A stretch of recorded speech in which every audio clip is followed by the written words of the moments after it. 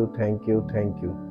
धन्यवाद, धन्यवाद, धन्यवाद, धन्यवाद। परमपिता परमेश्वर, आपका हृदय से धन्यवाद करते हैं आपके पवित्र वचनों के लिए, जो पवित्र आत्मा के द्वारा हमको प्रस्तुत हो रहे हैं प्रभु, ताकि हम आपके वचन को स्पष्ट रूप से समझ भी सकें और ये वचन हमारे हृदय में भर जाएं। हमारा जीवन, हमारी सोच आपके वचन के अनुसार काम करने लगे और हमारा जीवन आपकी इच्छा और योजना के अंतर्गत आ जाए, ताकि प्रभु हम आपके परिवार के अंग बन जाएं, मसीह की देह का अंग बन जाएं और हमारा जीवन आपकी महिमा की योग्य हो और सारी महिमा आप ही को मिले, क्योंकि सब महिमा के स्रोत आप हैं।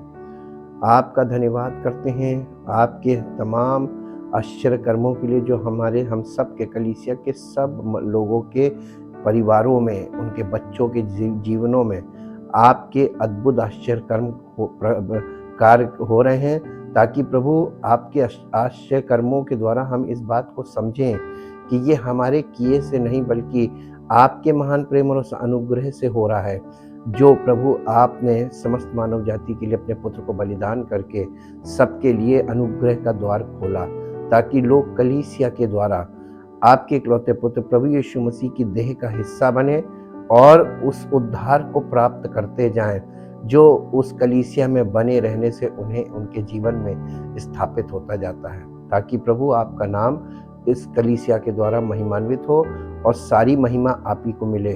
और धन्यवाद के साथ इस प्रार्थना को आपके इकलौते पुत्र प्रभु यीशु मसीह के नाम से मांगते हैं, आमीन। Praise the Lord. Kingdom of God part 25, in Adam versus in Christ. There are 2 spiritual families in the world. संसार में 2 आत्मिक परिवार हैं, द फैमिली ऑफ एडम और द फैमिली ऑफ क्राइस्ट। एक आदम का परिवार है और एक मसीह का परिवार है। Every person on earth belongs to one और the other of these families. और इस पृथ्वी पर जितने भी लोग हैं वो या तो आदम के परिवार से संबंध रखते हैं और या मसीह के परिवार से। God sees every human being as either in Adam or in Christ. परमेश्वर मनुष्यों को इस रूप में देखता है कि या तो वो आदम में है और या वो मसीह में है। There is no middle ground in this matter. इस विषय में कोई भी बीच का दूसरा रास्ता नहीं है, कोई दूसरी जाति नहीं है। मनुष्य केवल 2 परिवारों में बटा है, या तो वो आदम का परिवार का हिस्सा है या फिर वो मसीह का। इन एडम, आदम में, Adam who the federal head of the race. आदम जो है वो federal head of the race. Federal head का मतलब होता है जैसे किसी राष्ट्र का एक मुख्य व्यक्ति होता है, जैसे प्रेसिडेंट। वो राष्ट्रपति जो होता है किसी भी राष्ट्र का, वो उस पूरे राष्ट्र को, जितनी भी जनसंख्या है, वो उस पूरे राष्ट्र के सब मनुष्यों का प्रतिनिधित्व करता है और दूसरे देशों के बीच वो अपने राष्ट्र के सब लोगों के लिए उनका मुखिया बनके, रिप्रेजेंटेटिव बनके बात करता है और खड़ा होता है। इसी प्रकार से आदम जो है वो federal head of the race है, यानी या तो मनुष्य आदम के परिवार से जुड़ा हुआ है और the federal head of the race transgressed. ये जो आदम था, ये जो federal head of the race है, मानव जाति का जो रिप्रेजेंटेटिव बन के खड़ा था, ये इसने ट्रांसग्रेस्ड एंड फेल। इसने क्या किया? इसने परमेश्वर की आज्ञा का उल्लंघन किया। ट्रांसग्रेस का मतलब होता है, ट्रांसग्रेस मीन्स, हम आपको ट्रांसग्रेस का मतलब होता है सामाजिक, नैतिक या कानूनी रूप से स्वीकार्य सीमा से बाहर जाना। जब कोई व्यक्ति या कोई कंट्री अपनी जो उसकी सीमा है, उस सीमा को, ठहराई हुई सीमा को क्रॉस करता है, तो वो ट्रांसग्रेशन कहलाता है या उल्लंघन कहलाता है। ट्रांसग्रेस का मतलब होता है उल्लंघन। वो अपनी सीमा से बाहर जाता है, अतिक्रमण करना या उल्लंघन करना, हद पार करना। नियम भंग करना, ये इसका मतलब होता है। तो आदम ने परमेश्वर की आज्ञा का उल्लंघन किया और नैतिक पतन हुआ, आत्मिक पतन हुआ, और उसके बाद इन रियलिटी वास्तव में ही took the entire human race with him. और जब उसका पतन हुआ तो वो समस्त मानव जाति का उसके द्वारा पतन हो गया, क्योंकि वो समस्त मानव जाति का मुखिया था। परमेश्वर ने सबसे पहले उसी को बनाया था, उसके द्वारा समस्त मानव जाति उत्पन्न होने वाली थी, इसलिए वो समस्त मानव जाति का मुखिया था। ड्यू टू एडम सिन, आदम के पाप के कारण all humanity was separated from God. पूरी मानवता जो है वो परमेश्वर से अलग हो गई, सेल्फ सेंटर्ड और अलग हो गई, साथ में वो सेल्फ सेंटर्ड स्वकेंद्रित हो गई, स्वार्थी हो गई, रेबेलियस और विद्रोही हो गई, condemned and destined for hell. Condemned का मतलब कि वो उनको दोषी या अपराधी ठहर गए परमेश्वर की दृष्टि में, एंड डेस्टाइन्ड फॉर हेल, और वो नरक के लिए उनका नरक का रास्ता खुल गया, वो सब नरक की तरफ जाने लगे। पहला कुरिन्थियों 15 अध्याय और उसका 21 और 22 पद। पहला कुरिन्थियों उसका 15 अध्याय और उसका 21 और 22 पद यहाँ पर इस प्रकार से लिखा हुआ है। परमेश्वर का वचन इन बातों को स्पष्ट करता है, क्योंकि जब मनुष्य के द्वारा मृत्यु आई तो मनुष्य ही के द्वारा मरे हुओं का पुनरुत्थान भी आया, और जैसे आदम में सब मरते हैं वैसे ही मसीह में सब जिलाए जाएंगे। लेकिन इससे पहले अगर हम देखें कि आदम जो फेडरल हेड था उसके बारे में, तो बाइबल उसके बारे में इस बात को स्पष्ट करती है। रोमियो की पत्री 5 अध्याय के 12 पद में यहाँ इस प्रकार से लिखा है, इसलिए जैसा एक मनुष्य के द्वारा पाप जगत में आया और पाप के द्वारा मृत्यु आई, और इस रीति से मृत्यु सब मनुष्यों में फैल गई, क्योंकि सबने पाप किया। आदम के पाप के कारण सब पापी हो गए, क्योंकि फेडरल हेड पापी ठहरा तो समस्त मानव जाति पापी हो गई। इसके बाद इन क्राइस्ट, मसीह में, ये तो हम आदम की बात कर रहे थे कि आदम में समस्त मानव जाति पापी ठहर चुकी है।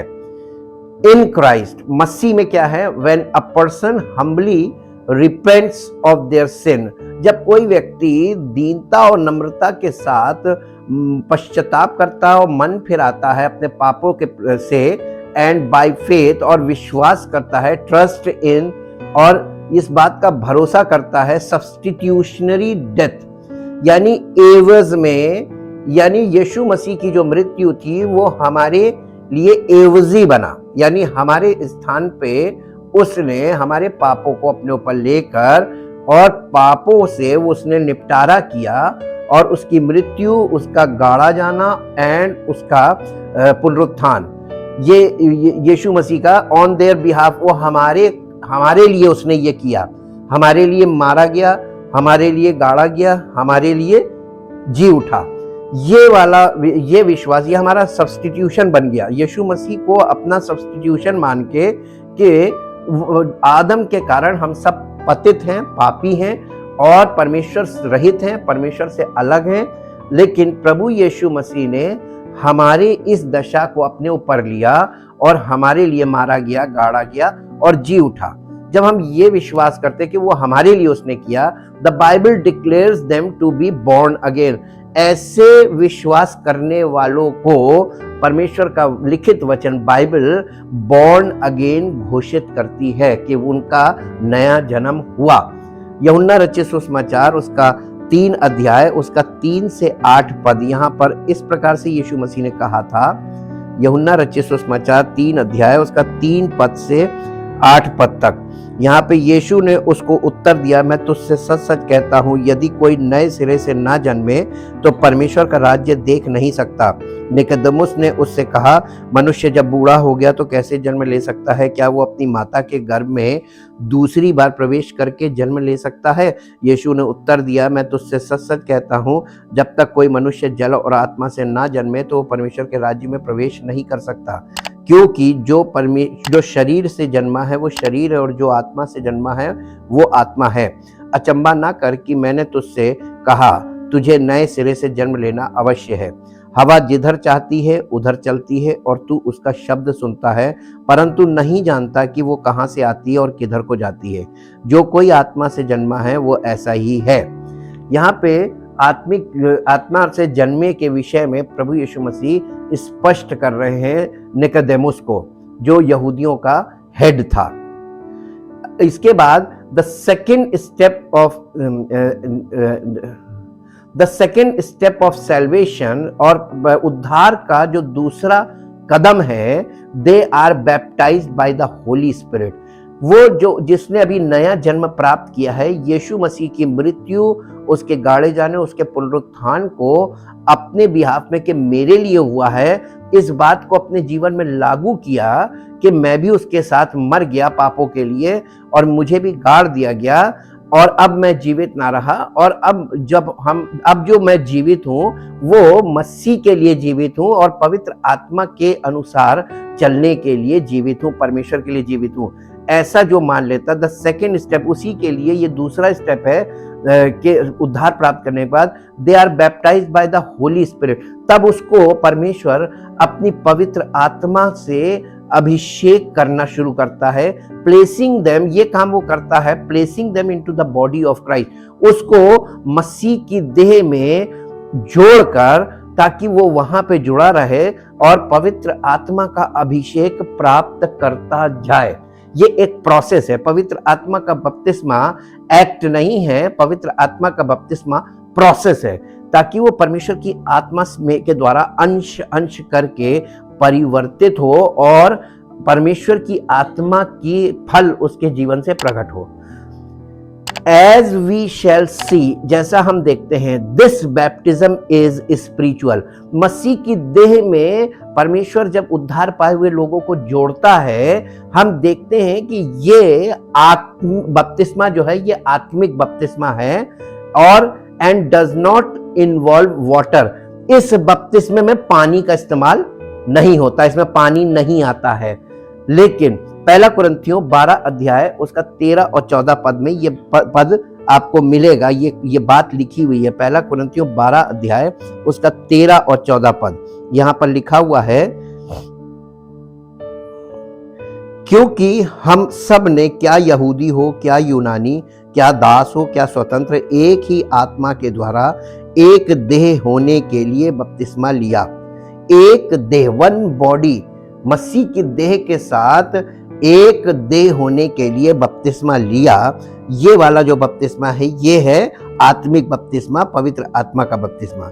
एक देह, और हम सबको एक ही आत्मा पिलाया गया, इसलिए कि देह में एक ही अंग नहीं परंतु बहुत से हैं। हम जो मसीह में बहुत से लोग हैं, कलीसिया में हम सब मसीह के देह के अंग हैं अलग अलग, और हमको एक देह होने के लिए यानी वन बॉडी होने के लिए पवित्र आत्मा का अभिषेक किया जाता है। और ये वाला जो अभिषेक है ये मसीह की देह में रेगुलर बने रहने में और परमेश्वर के साथ संबंध में बने रहने में, आत्मिक संबंध में, और उस संबंध में प्रोग्रेस करते जाने से ये बपतिस्मे में हम आगे बढ़ते हैं। In the process of this glorious transformation, ये जो प्रोसेस है पवित्र आत्मा मसीह की देह के बपतिस्मे में उन्नति करना और उसकी महिमा में स्वरूप में परिवर्तित होना, glorious transformation, the new believer is permanently removed from Adam's family। तो वो व्यक्ति, वो अंग जो कलीसिया का वो अंग है, वो आदम के परिवार से परमानेंटली अलग करा जाता है, रिमूव्ड यानी उससे निकाल लिया जाता है और मसीह की देह का हिस्सा बन जाता है। And placed into Christ family, और मसीह के परिवार का उसको हिस्सा बना देता है परमेश्वर। And is now a new creature, और अब वो नई सृष्टि बन जाता है। दूसरा कुरिन्थियों 5 अध्याय उसका 17 पद यहां पर इस प्रकार से लिखा हुआ है। इन पदों को अगर आप परमेश्वर के वचन को उस संदर्भ में, जैसा परमेश्वर ने इन्हें बनाया है और जिस संदर्भ के लिए इसको लिखा गया है, उस संदर्भ में देखेंगे तो स्पष्ट होता जाएगा। दूसरा कुरिन्थियों 5 अध्याय के 17 पद में लिखा है, इसलिए यदि कोई मसीह में है तो वो नई सृष्टि, यानी यदि कोई मसीह में है, इसका मतलब मसीह की देह में जब तक वो नई सृष्टि नहीं बनता है तब तक वो आदम के परिवार का हिस्सा है। लेकिन अगर वो मसीह में 100% हो गया तो वो नई सृष्टि हो गया। पुरानी बातें बीत गई, देखो सब बातें नई हो गई, उसकी जिंदगी पूरी नई हो जाती है, new creature. To be in Christ has a twofold meaning, यानी मसीह में होना, इन क्राइस्ट होना, इसके दो मतलब हैं। एक मतलब तो ये, the first, to be partakers of his death burial and resurrection. मसीह में होने का मतलब दो प्रकार से है। एक पहला ये कि हम उसकी मृत्यु, उसके गाड़े जाने और उसके पुनरुत्थान के भागी हों, ये पहला भाग है। रोमियो 6 अध्याय उसका 3 से 5 पद, रोमियो 6 अध्याय उसका 3 से 5 पद यहां पर इस प्रकार से लिखा है। 6 अध्याय उसका 3 से 5, क्या तुम नहीं जानते कि हम सब जिन्होंने मसीह यीशु का बपतिस्मा लिया उसकी मृत्यु का बपतिस्मा लिया, अतः उस मृत्यु का बपतिस्मा पाने से हम उसके साथ गाड़े गए, ताकि जैसे मसीह पिता की महिमा के द्वारा मरे हुओं में से जिलाया गया, वैसे ही हम भी नए जीवन की सी चाल चले।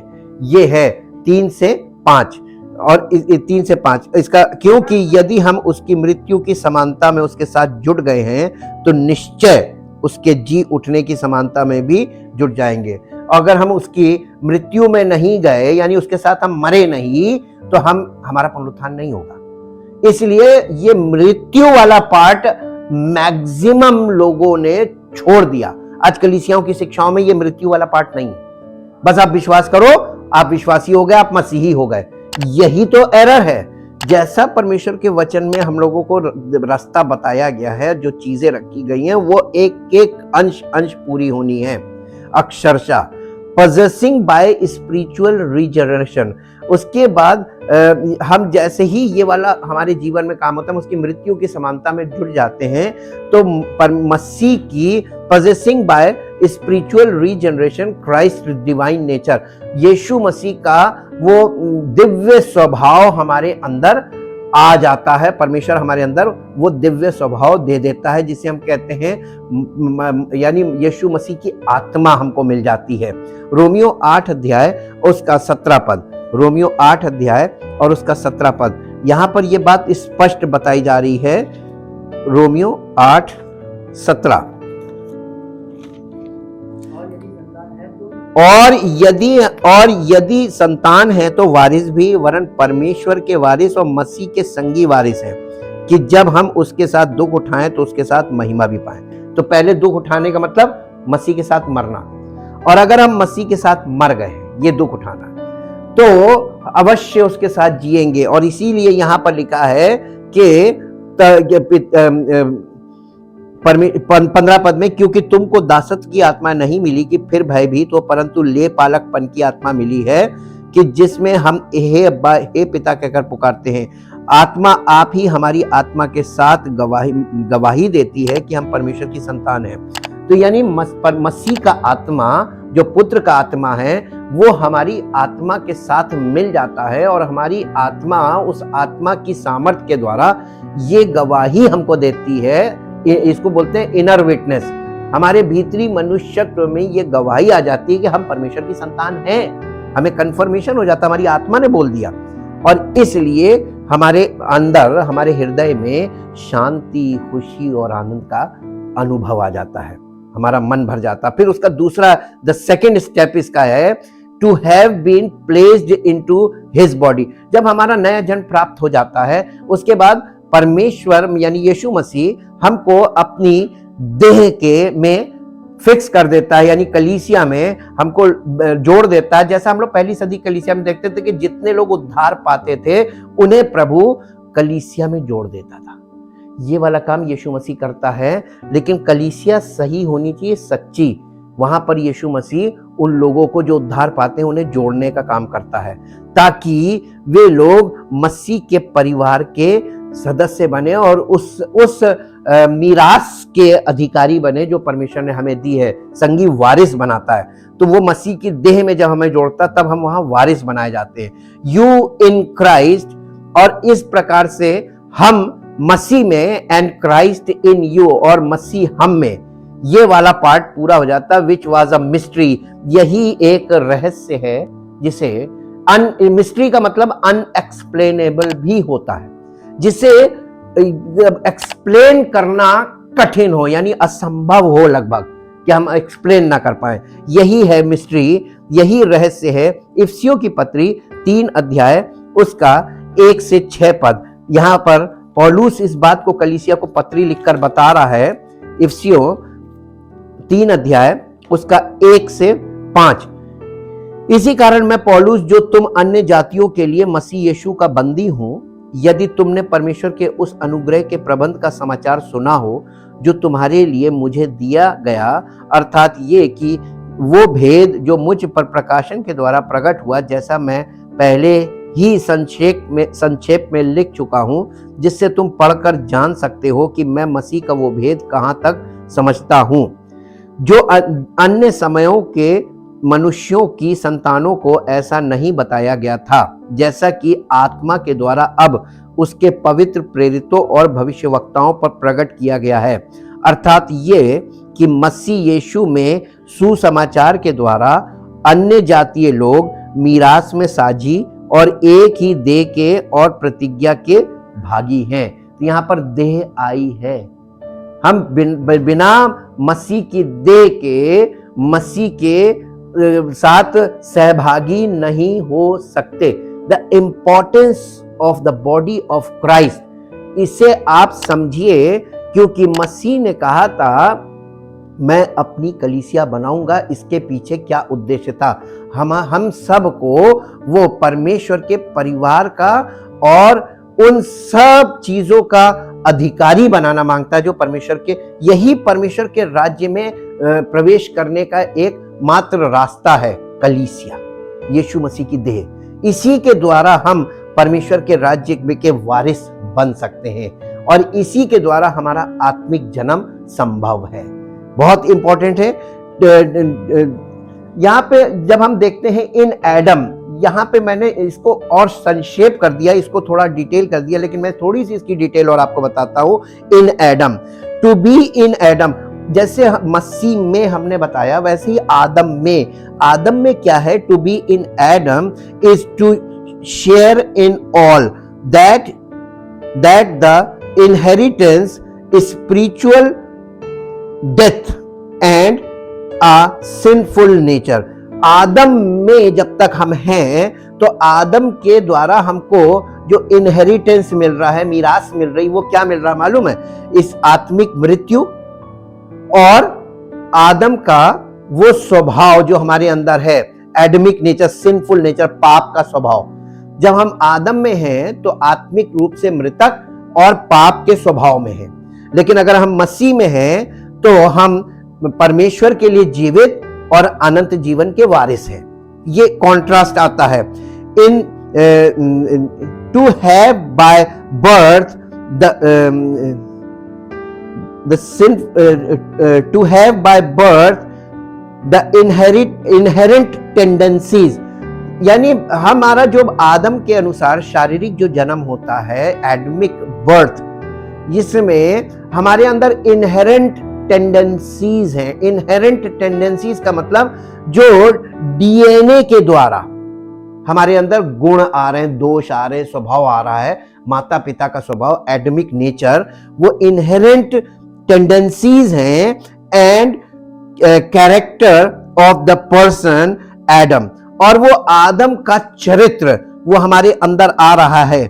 और यीशु मसीह ने इस बात को जब फरीसियों और शास्त्रियों से यीशु मसीह ने कहा था कि the Pharisees were prideful, self righteous, यानी जो शास्त्री और फरीसी थे जो यीशु मसीह से आकर उसका विरोध करते थे और उससे नफरत करते थे, वो उनके स्वभाव में क्या चीज देखने को मिलती? वो घमंड से भरे हुए थे, प्राइडफुल हैं, सेल्फ राइचस, स्वधर्मी थे। ये स्वधार्मिकता जो है ये आदम का नेचर है, आदम का स्वभाव। सेल्फ राइचस सिनर्स यानी स्वधर्मी पापी, और उसके साथ रिबेल्स दो करने वाले, who were opposing Jesus manifesting Adam's nature, यानी जब वो यीशु मसीह का विरोध करते थे तो वो उस आदम के स्वभाव को प्रकट करते थे। यूहन्ना रचित सुसमाचार 8 अध्याय और उसका 44 पद, यहां पर यीशु मसीह शास्त्रियों फरीसियों से क्या कह रहे हैं, यहां पर हम ध्यान दें तो यीशु मसीह उनसे क्या कह रहे हैं। 39 पद से पढ़ेंगे।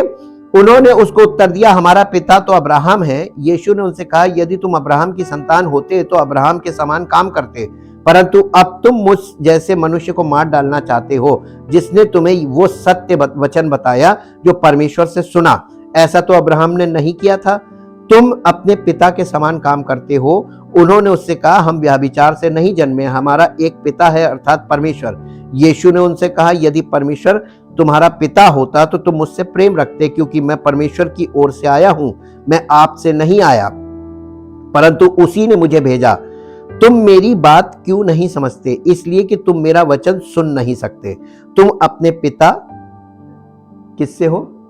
यहां पर आपको एक चीज और क्लियर कर दे, यीशु मसीह उनको शैतान नहीं कह रहा था। यीशु मसीह उनके ओरिजिन को उनको बता रहा था कि तुम किसकी संतान हो? आदम की संतान। और आदम ने परमेश्वर की आज्ञा का उल्लंघन किया और उस कार्य को किया जो परमेश्वर ने मना किया था। तो वो कहा किसने था? शैतान ने। तो शैतान के कहे को उसने माना, परमेश्वर की बात को, आज्ञा को पीछे किया, इसलिए उसका ओरिजिन क्या हो गया?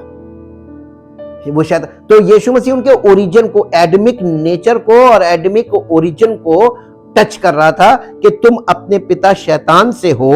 और यहां पर वो बड़ी खूबसूरती से इस बात को बता रहा है, और अपने पिता की लालसाओं को पूरा करना चाहते हो।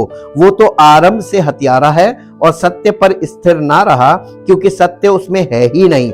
जब वो झूठ बोलता है तो अपने स्वभाव ही से बोलता है, क्योंकि वो झूठा है, वरन झूठ का पिता है। सेटन इज द ऑथर ऑफ लाई, यानी वो झूठ गढ़ने वाला है। शैतान सारे झूठ, आज पूरी दुनिया में जितना झूठ है वो किसकी ओर से है? शैतान की ओर से। शैतान के परिवार के लोग झूठ को पकड़ के खड़े हुए हैं और सत्य का विरोध कर रहे हैं। यीशु मसीह सत्य है और शैतान झूठ का पिता है। ये यीशु मसीह यहां पर बता रहे थे। ये देखिए यशायाह नबी की पुस्तक उसका 14 अध्याय उसका 13 और 14 पद देखेंगे। यहां पर शैतान के चरित्र के बारे में दिया है। शैतान का चरित्र क्या है? 14 अध्याय उसके, तू मन में कहता तो था, ये शैतान के लिए बोला जा रहा है कि शैतान को, वो फरिश्ता था ना लूसीफर, ये उसको बोला जा रहा है, तू मन में कहता तो था मैं स्वर्ग पर चढ़ूंगा और अपने सिंहासन को ईश्वर के तारागण से अधिक ऊंचा करूंगा और उत्तर दिशा की छोर पर सभा के पर्वत पर विराजूंगा। मैं मेघों से भी ऊंचे ऊंचे स्थानों के ऊपर चढ़ूंगा, मैं परम प्रधान के तुल्य हो जाऊंगा।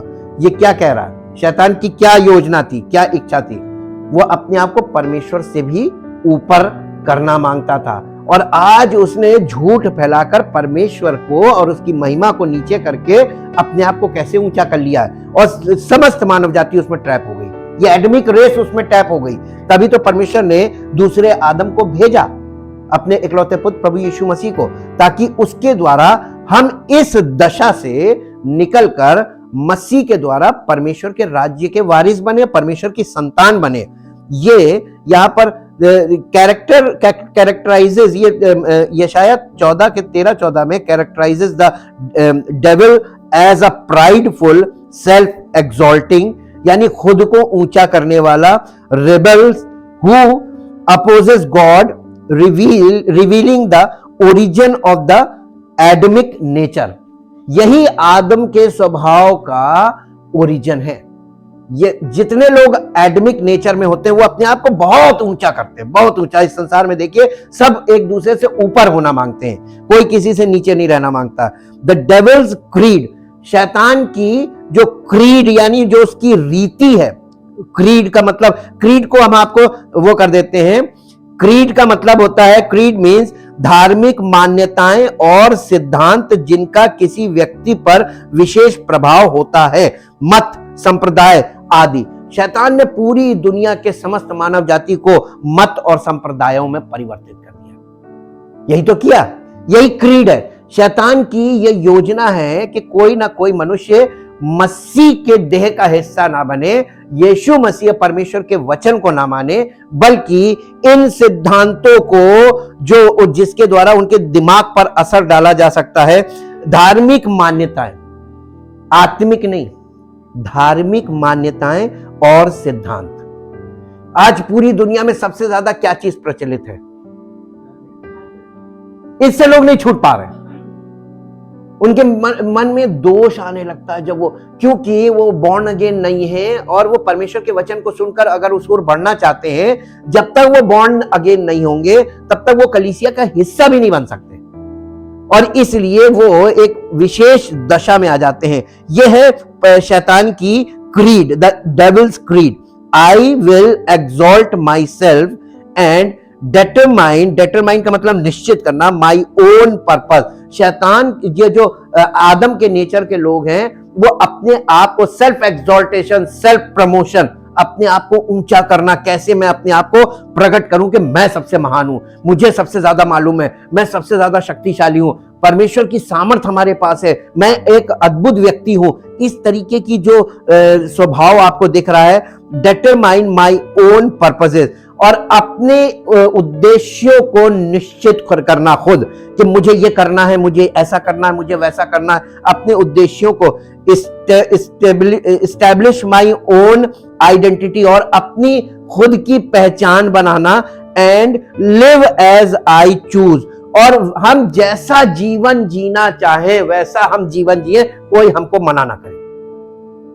अब आप देखिए, ये पूरे संसार में जितने भी संप्रदाय हैं, सब अपने अपने तरीके से जीवन जी रहे हैं, उनके अपने अपने उद्देश्य हैं, और सब लोग अपने अपने आप को ऊपर कर रहे हैं कि तुमसे ज्यादा हम बेटर हैं, हमारे यहाँ ऐसा होता है, तुम्हारे यहाँ ऐसा होता है। ये इस तरीके की जो तुलना है, ये आपस में एक दूसरे को तुलना करना।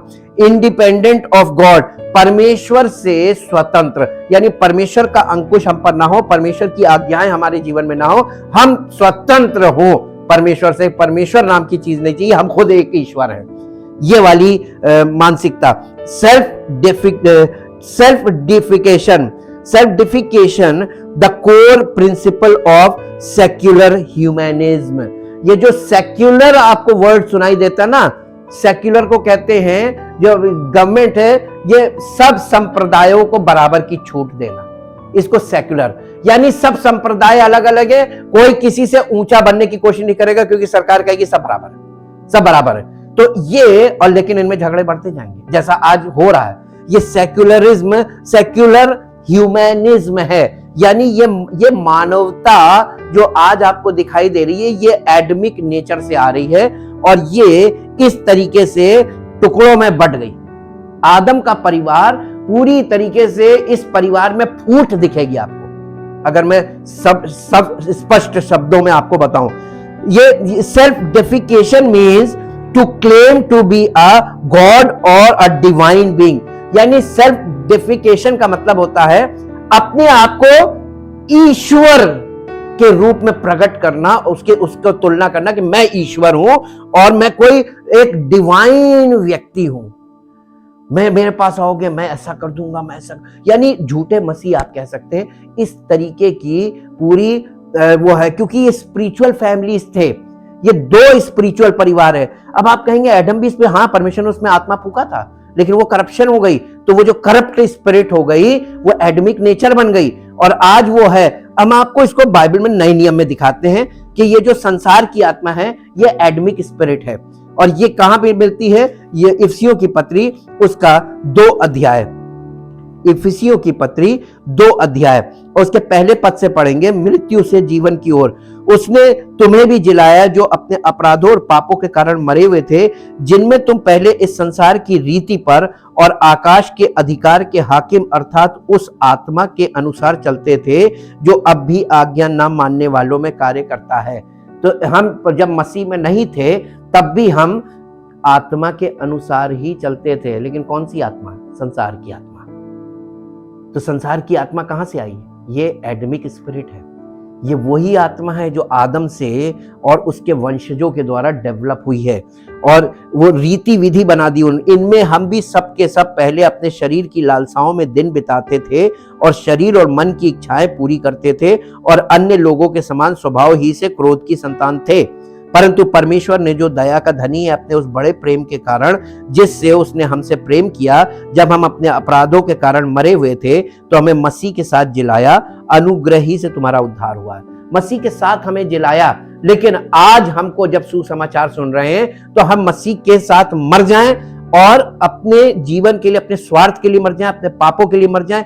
ये स्वार्थ पाप है, पाप का फल स्वार्थ है। हम अपने आप के लिए मर गए। अब हम अपनी मर्जी के लिए नहीं, अब हम परमेश्वर के लिए जीवित हैं, क्योंकि परमेश्वर के इकलौते पुत्र ने हमारे पापों को अपने ऊपर लिया और उसका पूरा दाम चुका दिया और उसने हमें पाप से स्वतंत्र कर दिया। उस मृत्यु के द्वारा हमको स्वतंत्रता मिलती है, लेकिन अगर हमने उस मृत्यु को अपने जीवन में अनुभव नहीं किया तो हमें स्वतंत्रता नहीं मिलेगी। परम पिता परमेश्वर, हम आपका हृदय से धन्यवाद करते हैं आपकी अद्भुत योजना के लिए, आपके अद्भुत कार्यों के लिए और आपके महान प्रेम और उस अनुग्रह के लिए जो अब भी सब मनुष्यों पर बना रहता है, ताकि किसी न किसी रीति से लोगों के जीवन में उद्धार की सामर्थ्य प्रकट हो, लोग विश्वास करें, लोग ग्रहण करें और लोग सुसमाचार को ग्रहण करके आप मसीह की देह का हिस्सा बने, ताकि उनका जीवन परमेश्वर के परिवार का सदस्य बन जाए और उनका परिवार परमेश्वर की महिमा का कारण बने। उनके बच्चे अंधकार के साम्राज्य से छूटकर परमेश्वर के ज्योतिर्मय राज्य के अधिकारी बने और हम सब का जीवन परमेश्वर की महिमा में प्रकट हो। उसके इकलौते पुत्र प्रभु यीशु मसीह के सदृश हम बने और परमेश्वर का नाम महिमा पाए। धन्यवाद के साथ इस प्रार्थना को आपके इकलौते पुत्र प्रभु यीशु मसीह के नाम से मांगते हैं। आमीन। Praise the Lord. परमेश्वर आपको आशीष दे।